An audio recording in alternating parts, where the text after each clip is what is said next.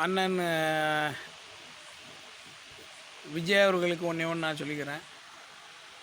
நீங்கள் என்றைக்கு வந்துட்டு ஒரு பிஜேபி அரசியலை நீங்கள் சொல்கிறதுக்கு எந்த ஒரு இதுவுமே கிடையாது. ஜெயலலிதா பீரியடில் வந்துட்டு ஐயா அப்துல் கலாம் ஐயா வந்துட்டு எனக்கு தெரிஞ்சதை நான் சொல்கிறேன். வாஜ்பாய் பீரியடில் வந்துட்டு அப்துல் கலாம் ஐயா மிகப்பெரிய ஒரு ஜாம்பவான ஒரு உருவம் எடுக்கார். அதுக்கு அம்மா ஜெயலலிதா பிஜேபி பீரியடில் உதவி பண்ணியிருக்காங்கன்னு வைங்க. தமிழ்நாடு ரீதியாக நான் தமிழ்நாட்டில் இருக்கேன், நான் தமிழன், நான் பச்சை தமிழன்.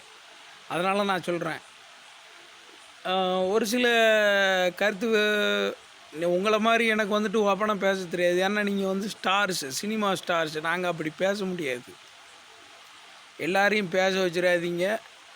உலகமே கையில் இருக்குது. செல்ஃபோன்ற ஒரு உலகத்தையே எல்லாருமே கையில் வச்சுருக்காங்க. எடுக்க வச்சிடாதீங்க. கொள்கை வேறு, அரசியல் வேறு, தமிழ்நாடு வேறு, இந்தியா வேறு. நம்ம இந்தியா லெவல் தான் நம்ம போகணுமே தவிர தமிழ்நாடு மட்டுமே நமக்கு கொள்கை கிடையாது. வடக்க ஒரு இந்தியாவில் எல்லாமே பார்த்திங்க அப்படின்னா முத்துராமலிங்க தேவரோ ஒரு நேதாஜி சுபாஷ் சந்திர போஸோ எப்படி ஃப்ரெண்ட்ஷிப் பழகினாங்க, என்ன மொழிங்க கற்றுக்கிட்டாங்க? 2 பேரும் ஃப்ரெண்ட்ஷிப் பண்ணி பெரிய பெரிய வரலாறை படைக்கலையா?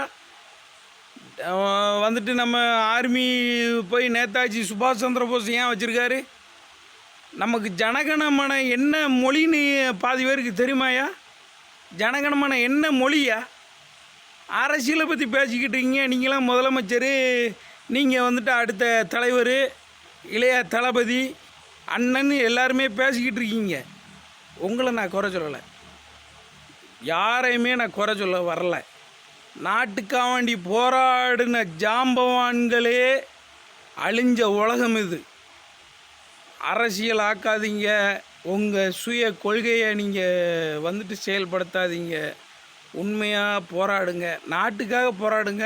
இந்தியா வரணும்.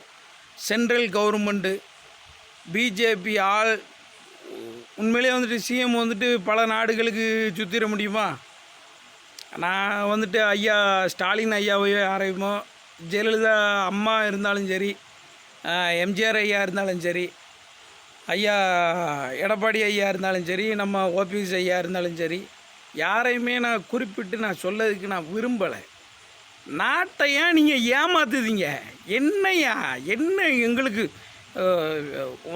நான் சொல்கிறதே நீங்கள் புரிஞ்சுக்கிட்டீங்களா என்னங்கிறதே எனக்கு தெரியல. நாளைக்கே என்ன இதோ இவன் கரெக்டாக பேசுனானா தப்பாக பேசிட்டானா